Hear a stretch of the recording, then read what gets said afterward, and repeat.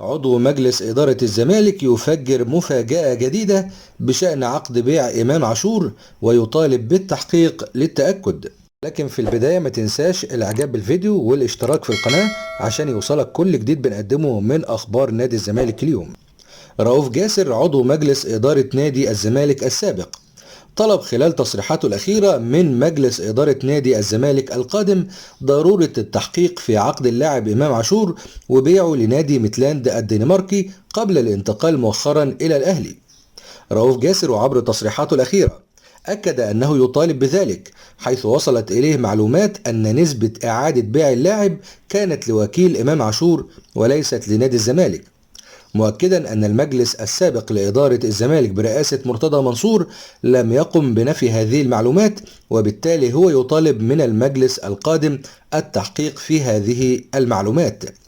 كما أبدى رؤوف جاسر خلال تصريحاته تعجبه من موقف الأهلي بالحصول على خدمات اللاعب بعدما قام اللاعب بسب رموز النادي، متسائلا عن القيم والمبادئ في قرار الأهلي بشراء اللاعب بعدما حدث منه في فترات سابقة.